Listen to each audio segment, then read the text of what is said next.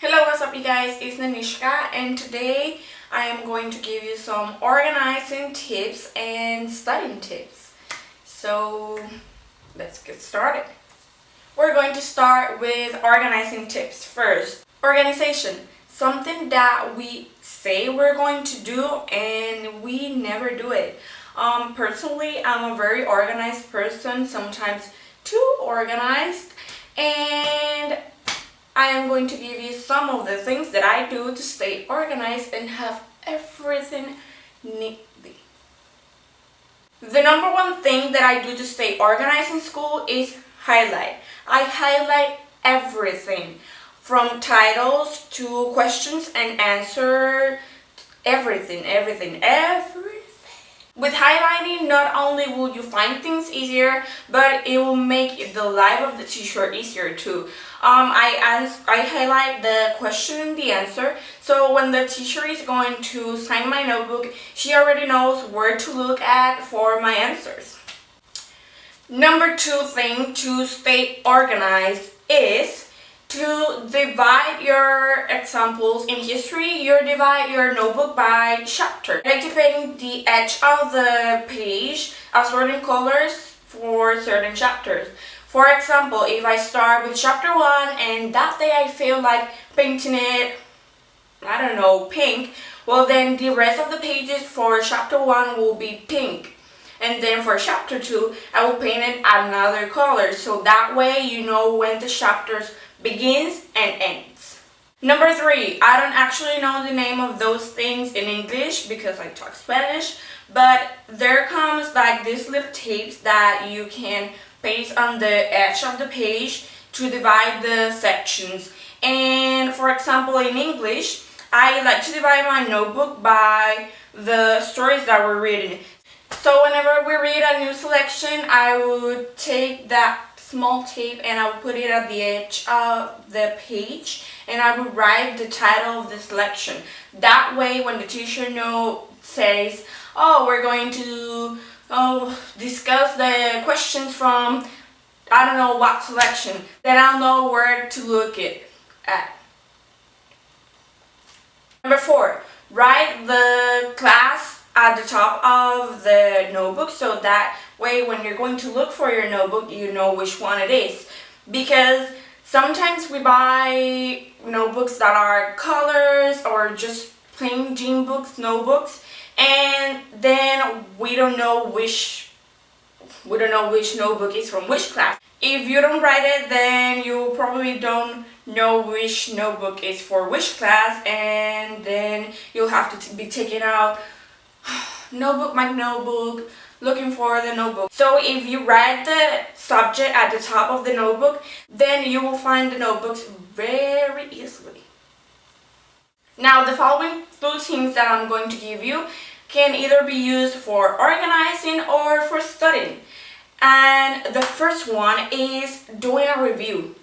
I always like to do a separate review because sometimes in the notebook, like the teacher says what is going to be on the test and you start highlighting and marking things, but when it comes to study, you have to be going back and forth to study everything that the teacher said. So I always like to write it on a separate piece of paper, everything that is going to be, and that way you don't have to be going back and forth and everything is going to be organized. You don't have to make extra marks on your notebook and it won't look that bad. The second thing you can always use to stay organized and study is use post-it notes. Every time the teacher starts discussing something that she wrote on the board and starts talking about it, I like to take out the sticky notes and write things that are not in the chalkboard written, but the teacher says because they will probably be on the exam. And studying tips. The first one is going to be given a class. Now, this may actually sound weird, but whenever I have to study, I give a class because saying it out loud helps because you know what you know, and then you know what you don't know and what you actually have to work hard on. 22,000 years ago, ice glaciers had frozen a large quantity of the Earth's water, exposing a land bridge between Asia and Alaska. So people from Asia started to come into America, eventually leading to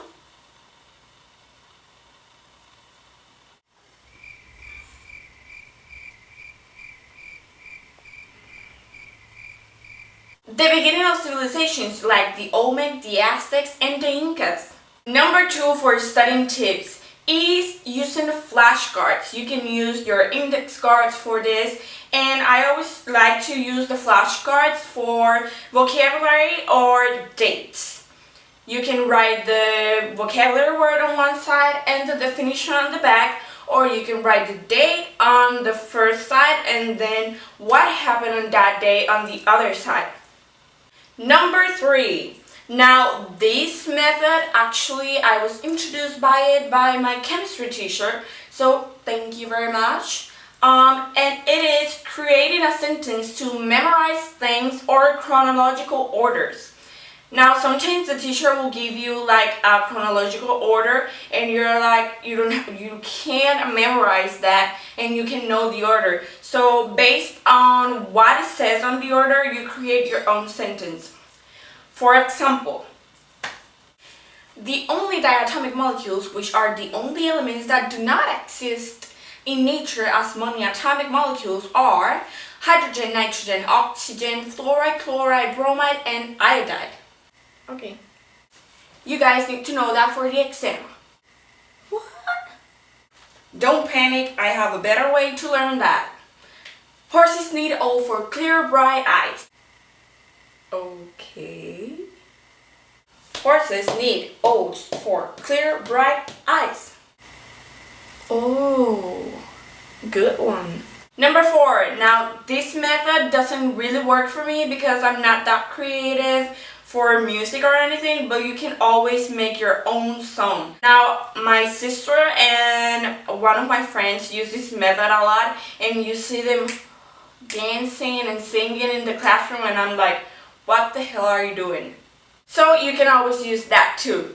So that is it. I hope you guys enjoy this video. Please remember to give it a big thumbs up if you enjoy it. Leave all your suggestions down in the comments. Subscribe for more if you want to watch more. I will be doing the series Back to School throughout the whole August. So yeah, I will see you guys next week. Bye!